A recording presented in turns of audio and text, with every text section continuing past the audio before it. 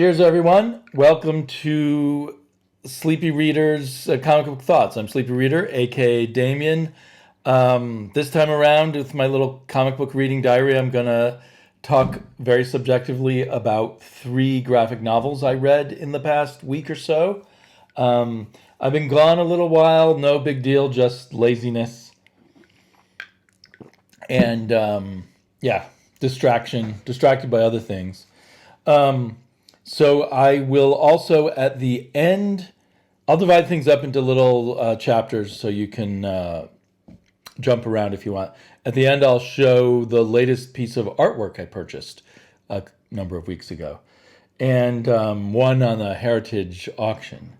And I'll do a quick overview of some of my thoughts of these books, and then I will turn the camera around, take a look inside. That'll be a bit more spoilers because obviously we'll be seeing a lot of the images.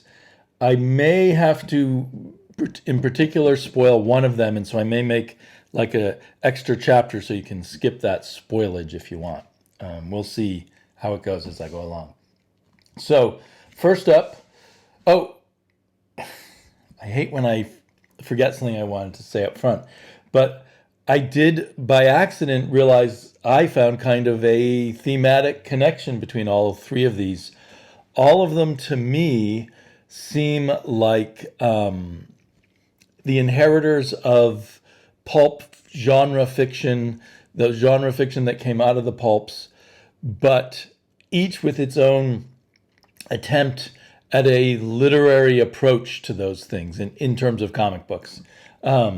I suppose compared to like Fantagraphics comics, they're not as literary, but I think they each try to take the pulpy material and do something more with it or experimental with it. The first one, Destroy All Monsters. I think the 3rd book in the Reckless series from Ed Brubaker and Sean Phillips. This one is most familiar. We're used to Ed Brubaker taking sort of the film noir, the detective, the old pulp detective stuff, the sensationalistic, dirty underbelly of society turned up by the detective stuff, and give it a bit of a sheen, a more artful Ed Brubaker spin and twist. And this is a very good example of that.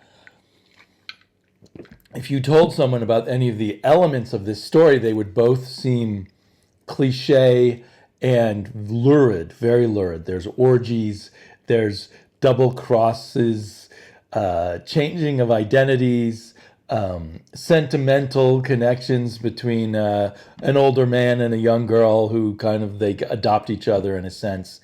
It's the sad losers who find meaning at the underbelly of the world or society in Los Angeles, of course, which is a classic place for all that. But I think what possibly elevates it, it's never going to be beyond its pulpy roots, but what sort of elevates it is Brubaker's approach to character, and I liked this one a lot better than the first 2 Reckless ones. It indulged in a lot of sort of easy cliches, but it also had a nice sort of character thing going on between the girl Anna, I believe, and our Ethan Reckless, our narrator / hero.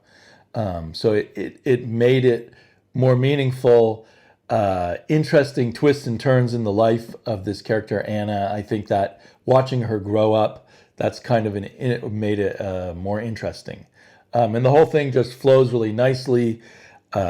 And Brubaker has a great narrative voice.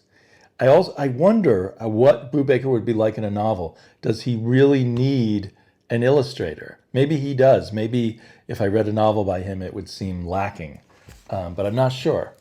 And I will say the art by Sean Phillips seems looser and looser, and I guess it's probably because of producing so many graphic novels within a few number of months. And I feel like a lot of it was carried by, not even credited on the cover, credited on the inside in smaller letters on the inside title page, Sean Phillips's son, Jacob Phillips. I felt like the color really carried the day a lot. Obviously, the drawing, Sean Phillips is a good visual storyteller, but the finesse, the quality, some kind of quality of the drawings was really enhanced by the color. And maybe it's because he's more rushed, and when we see him on different projects, it'll be back to sort of what I think of as his standard, or maybe he's like really happy with the way his son colors things, so he's letting that ride more and more on that. Completely different kind of pulp roots. Intergalactic empire, galactic empires from sci-fi, which go back, to the pulpiest of stories by Edmund Hamilton and suddenly E. Doc Smith, the Lensman guy, and the Skylarker of Space. And then, more developed by people like Isaac Asimov with Foundation and Empire, and then Dune by Frank Herbert, and on, and is a thoroughly mined kind of concept in science fiction, but and often done very intellectually, and say Ian M. Banks and that sort of writer. But with Decorum, I felt like Jonathan Hickman, the writer, wanted to have things both ways. He wanted a very silly pulp story and a serious science fiction story. And I feel like it kind of fell down on both quarters, or both sides, both halves of that concept. And he probably felt he didn't have to do much because he had such a freaking fantastic artist on here. Mike Huddleston, one of the nicest looking books I've seen in a long, long time, and kind of a sci-fi boy's dream in terms of a beautifully illustrated series of science fiction vistas and conceptual drawings. So it was amazing on that level. And once the story finally clicked, it was a lightly amusing kind of tale. Took a really long time to do that. It was a much simpler story than you would have thought, with all the complicated charts and graphs that Jonathan Hickman put in here. So I am glad I got it in hardback. I originally read it in paperback, or not in paperback, sorry. I read the first few issues in single issues, maybe 2 issues or 3, and I realized I can't take this, and it's too much to try to digest every few months. So I waited for the trade, and luckily there was just this really beautiful hardback.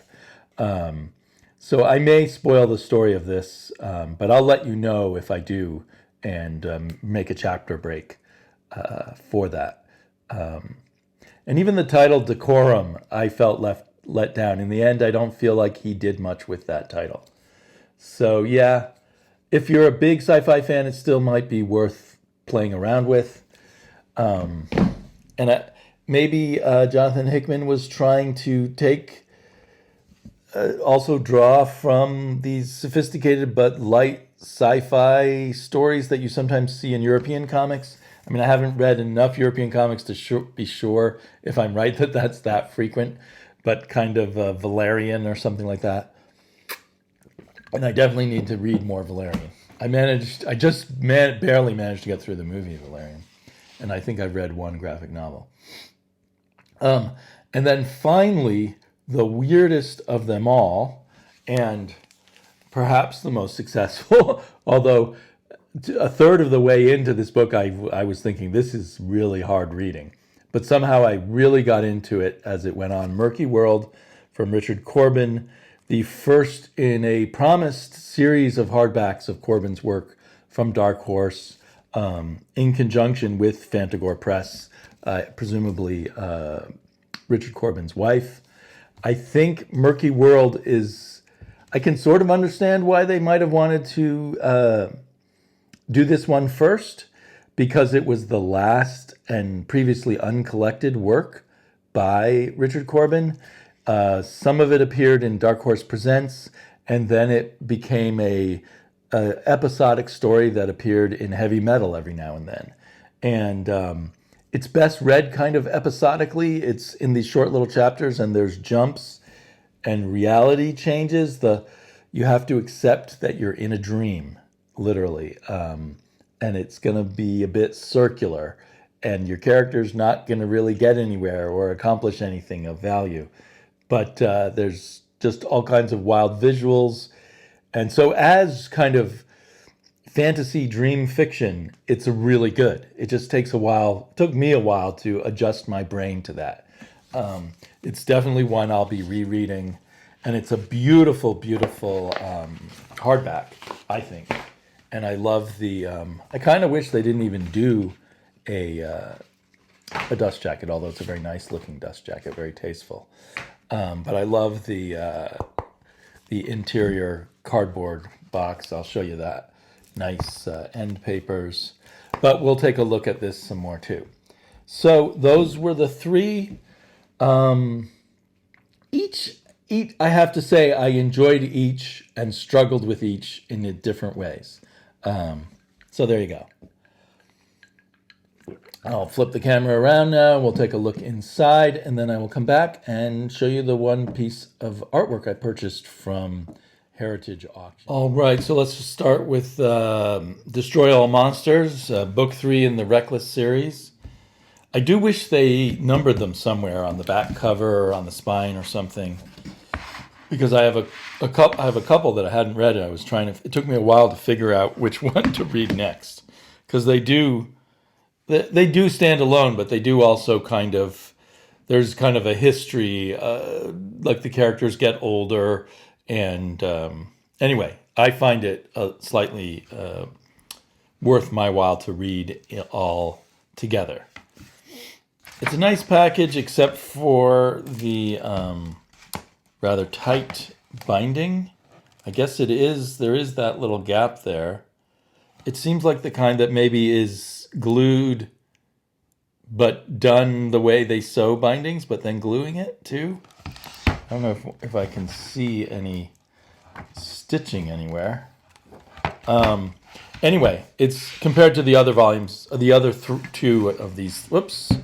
Of these three, it's not the greatest quality, but it's not bad at all, and there isn't a whole lot of stuff to worry about in the gutters. Like I said, I really liked the coloring from is it Ethan? No, that Ethan's the name of the main character. It's Jacob Phillips. Jacob Phillips coloring over his dad. His dad's still doing nice work, but it's kind of just got a, I don't know, a rougher feel, a little less detailed and a little less, I don't know, a little less finesse maybe? Maybe it's just my imagination. I kind of get the sense that in general, he kind of draws an outline of the character, and it may be, I think he uses models quite a bit, often himself as a model, and he works digitally. So I don't know why, I just kind of imagine it, trying to work backwards when looking at drawing. I do a teeny bit of drawing myself, but of course not at the level of any comic book artist. But I kind of imagine him doing outlines and then sort of squiggling in a more rushed kind of way the details within the outlines. I also noticed the more I read that the character Anna, I think her name is Anna, yeah, I hope I get this right, is drawn differently, like with a smoother set of lines than the other characters, or maybe than just the male characters. And she eventually seems to almost have a Thelma from Scooby-Doo kind of look. So, this is a nice example here of how I really like the colors and how they work across the page from Jacob Phillips. And these are very... It's very narrative heavy, and told in the first person by Ethan Reckless.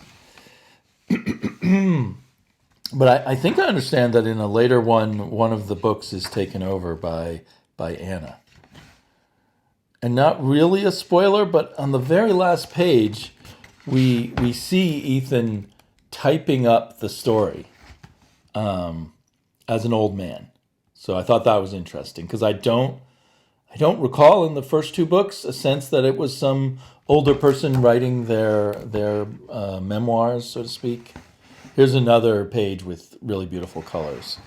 And there's something about, I think, Jacob is a good storyteller, in his own right. He's also a comic book illustrator, and I think he really uses the colors well to help us parse out that whole story. So there's a lot of fun kind of detective tropes in here, and there's also kind of we get the origin of how Anna and Ethan met, and that's kind of cutesy and use a lot of Hollywood shorthand in a way for how he takes her under his wing, or she takes him under her wing in some senses.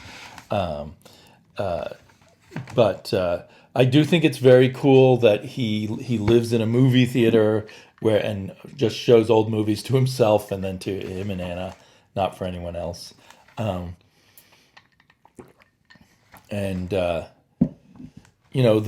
unraveling of the mystery plot, which involves dirty Los Angeles politics and racism and super corrupt businessmen and false identities and stuff like that, it's very well mapped out, very well figured out by Mr. Brubaker. So anyway, very enjoyable. I'm really looking forward to reading the next one. I feel like this might be where this third volume might be where they really find their groove altogether. Yeah. Now here's the problematic one, in terms of in the end, it's a very simple plot, and I'll show you some art before I sort of talk about the plot anymore. But you wouldn't know it for the first 100 pages. And I came to a point reading this where I got to about page 100 and thought almost like, I kind of want to stop here. And that, I realized, is where I stopped when I was reading it in single issues. There's this mysterious silent part, and you can see here Huddleston already mixing styles. It's like a painting and a quick sketch together. Some of these panels, look like they could be extremely good book covers to sci-fi books, and it's kind of horrific, but you don't know what the heck's going on. And now that I've read the whole book, I can kind of guess what's going on, but I had no idea in this first chapter when I first read it. But it did sort of set you up for thinking there's something sort of awe-inspiring and epic going on, and kind of tragic and brutal too. So, it's amazing how Huddleston changes styles and keeps it visually interesting constantly. But we're constantly interrupted by these infographics, which aren't too informative or take quite a while to interpret, and make a little more sense when you go back to them after you've read most of the book. And they do make it a fatter book, but I don't feel like I paid so much money for it. Yeah, I paid $40 for this deluxe oversized hardback, so I don't really mind the pages with the infographics sort of expanding the page count. That's fine. And the basic setup is a huge, I guess the whole galaxy in a way has one civilization or another. Part of the galaxy has been taken over by AI who've gone through the singularity, so there's no humans there, just robotic life, digital life. And that digital life is religious. It's got some kind of religious subroutine kind of took over, and they're very concerned about some kind of apocalyptic vision.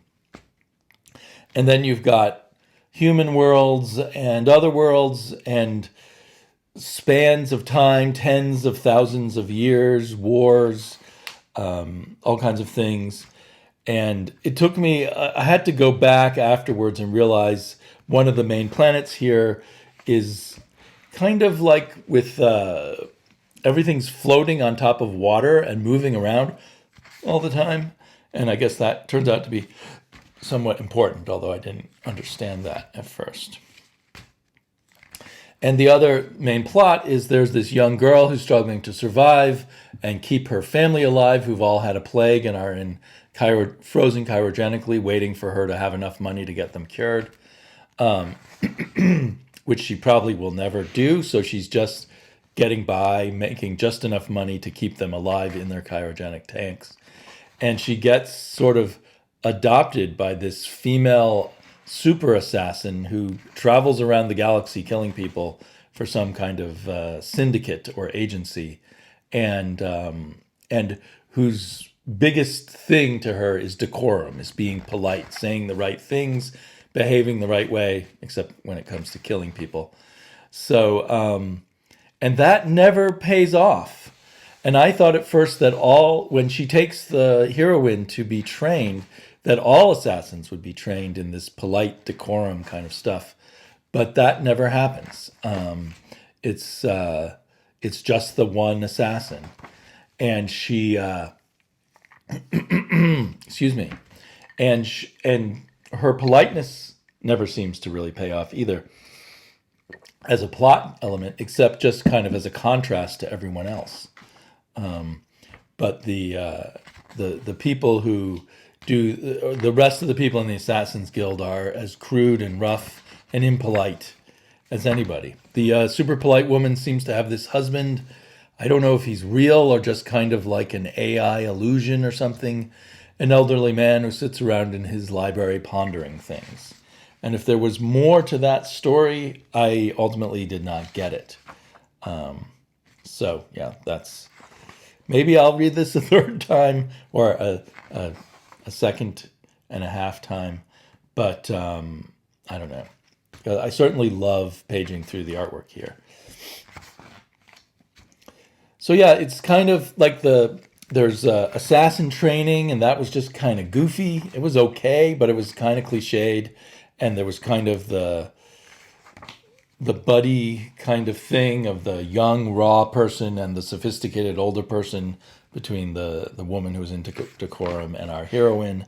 Other than our heroine having coming from a rough background and this tragedy with her family, there's nothing super likable or interesting about her, and there's no reason to sort of believe that she should in the end be sort of the one who fate all comes together around for important doings and that sort of thing. So it has these kind of cliched elements, but it doesn't do much with them beyond sort of presenting them in this really fancy artwork and everything. So yeah, here's the leader of the Assassin's Guild, nothing like our decorum person. She's almost like a female barbarian, and she walks around with this giant knife attached to her body at all times, which could be fun, but it's not explored a whole lot either.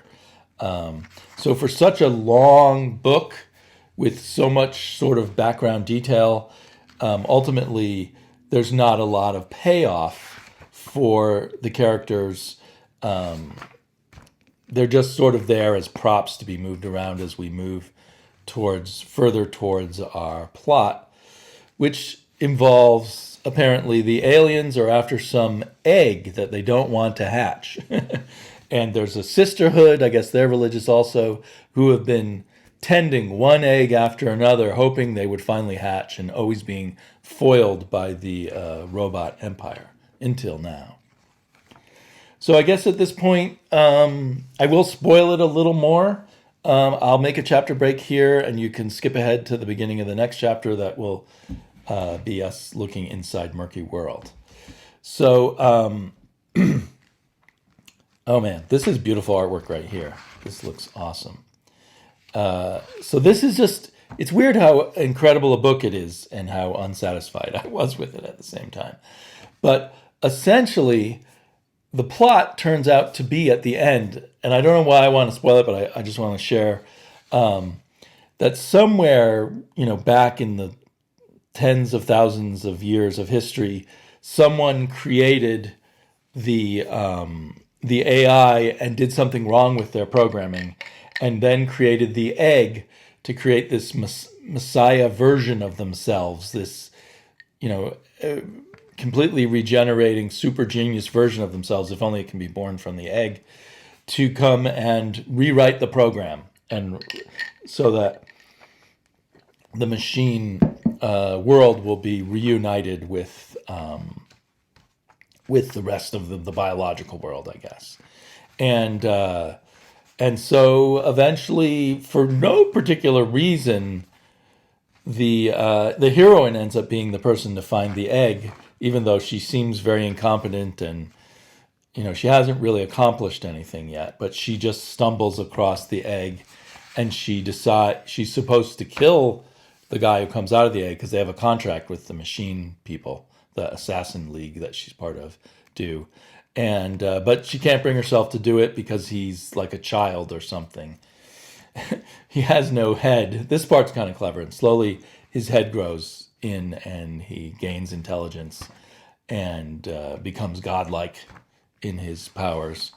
And then they all agree to work with him and attack the AI. And after a lot of the assassins die, the AI guy pulls himself back together, and he's the Deus Ex Machina. He solves all the problems. Even this infographic here, I started reading here, and they said, no, that can't be right. And I started reading up here and going down, and then reading here, and I don't know. But he's sort of, I don't know. He's literally was the god in the egg. Ultimately, all problems are just easily wrapped up after, kind of a really long buildup, and everyone lives happily ever after. Only there's a promise of continued in Decorum and the Womanly Art of Empire. Might be fun if they really did it, and maybe Hickman would have better control over his materials at that point. But I suspect that we'll never see another book in this series. Here's the variant covers. So I don't know who to recommend this to or not, but I guess art aficionados, science fiction art aficionados, basically. It's too bad because, his Jonathan Hickman's Black Monday Murders, that was an awesome book, and his weird way of writing these kinds of stories and building up really worked to increase the horror and the critique of capitalism. But this time around, not so much. Okay, and finally, my favorite, but like I said, it took me a while to warm up to this book, was Murky World, which is full of. There was an introduction by Mike Mignola, which is just about Richard Corbin and had nothing to do with Murky World. I would have liked, it might have helped actually to have an introduction that actually talked about Murky World itself to some extent, without spoiling anything. So, yeah, and maybe, it starts off with this sequence with this character, Mag the Hag, who appeared in a lot of later Corbin stories as kind of a narrator, like the Crypt Keeper or something, but is a little more involved in the stories to the point of embracing the hero in this way. But the art is incredible, and as you start the story, you're kind of grasping for what might be the plot. And the lead character is kind of grasping for what might be going on, and he's somehow forced on a quest, but he doesn't know why. And then he ends up growing younger and thinking the parts where he was older were a dream, and fights monsters, becomes a slave, fights, or gets involved with the gladiator kind of fight type of thing. and there's all these awful characters, and even the woman who seems to be a romantic interest is also an awful character. And so you just and there's a lot of weird sort of body stuff going on.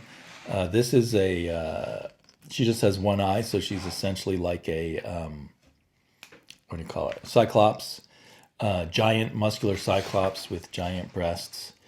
And yeah, just all kinds of weird creatures and a lot of slavery and cruelty. And yeah, here's two women. So very wild body imagery, which I kind of appreciate the craziness. And the sense of being almost in something mythological, but then it never kind of working out that way and it all being kind of a dream. And as the story progresses, the character who grew young starts growing old again. And I would say the best way to read it is maybe read each 7 or 8 page section, take a break, and then come back to the next section the next day, because there's a disjoint between each section. And sometimes we skip ahead quite a bit. Sometimes the character who seemed to be dying was then alive. So anyway, I thoroughly enjoyed it, but I think it was a pretty risky move on the part of Dark Horse and Fantagore Press to make this the first book in their series, rather than starting with a known crowd pleaser like, say, Den.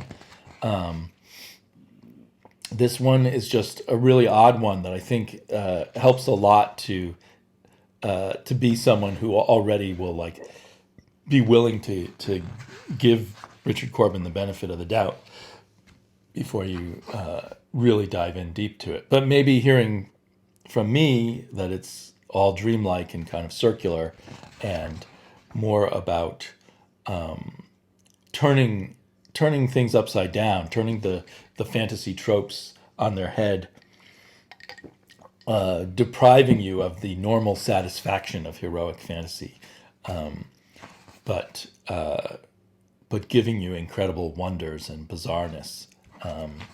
Yeah. So in that sense, as I was talking about all of these sort of deriving from pulp and cliche, to me personally, this one is the most, quote, literary, most playing with the elements of genre and turning it into something entirely different. You could call it Kafkaesque or something like that, but it's its own thing. It's Richard Corbin's just bizarre vision, and the bizarre vision of Richard Corbin, who is an old man at the time he was doing this. He must have been in his late 70s, early 80s since this was his very last work. I want to say he died around age 80 or 82 or something like that. Yeah, and I don't know if he had other projects that he started after this or if this was his absolute final, but I think it was. Yeah, and really nice binding. I should have said the Decorum also has excellent binding, is on both of these are on very nice paper that hold the artwork very nicely. It's interesting. There's a black and white sequence that was done for Dark Horse first before later this is incorporated. Most of these pages are incorporated and turned into color with different dialogue, and they have a different meaning. I would almost recommend doing what I did, which is read the black, even though they put it last, read the black and white thing first, because that does kind of prepare you for the sense of just a dream world where someone wanders around randomly in this dense, foggy, murky world. I actually really like it even better in black and white. I think it's pretty beautiful. It is interesting how he changed the dialogue and changed, a certain degree, the meaning of the sequence of events in the black and white. And I wish we got even more sketches in the sketch section right at the back. But maybe this is all that was available in the files, leftover files of Richard Corbin. But I really, he's such a unique artistic master that any little bit we get of seeing his process and his thought process is working up his materials is well worth it. I suppose it could be possible, the way they do Robert Crumb sketchbooks. If there is sketches, a sketchbook collection of Corbin at some point would be really nice to have. Okay, I'll turn the camera back around, show you the original art I bought a while ago, and for a long time when I started bidding on artwork, I kept losing out on Gil Kane artwork, and then I slowly found ways to get Gil Kane pieces that no one else really wanted, or not very many people wanted. And this is another example of that. It's from John Carter, number 4, from 1977. So John Carter of Mars, Warlord of Mars, I think they might have called it. John Carter, Warlord of Mars. It's page 11, and it doesn't have John Carter on it. But it's not only is it pencils by Gil Kane, but a favorite inker of mine, Rudy Nebres, was the inker. And I don't know. To me, it has a definite kind of Flash Gordon kind of feel. So the line work from Nebres is beautiful. I know that Gil Kane was often frustrated with the inking he received. I don't know what he would have thought about this. He probably felt like it covered up his artwork too much, but I don't know for sure. But I get a big kick out of it. It's nice to see the real work itself, and look at that. Just look at that line work, and of course on the collector side, there's something extra tingly for the collector in me to own a piece that is one of a kind, even though this is a very minor page from probably not that popular of a series nowadays. It looks like it's signed by Rudy Nebres. And, okay, that's strange. On the back it says Nebres and Del Bito. So I wonder if someone named Del Bito helped with the inking, although not officially, or if that Del Bito means something else. Anyway, I was really happy to get it, and not too many other people were bidding on it, so it wasn't too hard for me. Now, I've noticed a whole bunch of John Carter of Mars artwork appearing on Heritage by a variety of artists. So I don't know what that means. Someone maybe who'd collected a lot of John Carter of Mars artwork has recently decided to cash in, but it's not very expensive as original art goes. So that kind of is bringing you where I am in my comic book reading and collecting right now. But I hope everyone's having fun with their comic book reading, and I will be back sooner or later, probably sooner. Bye-bye.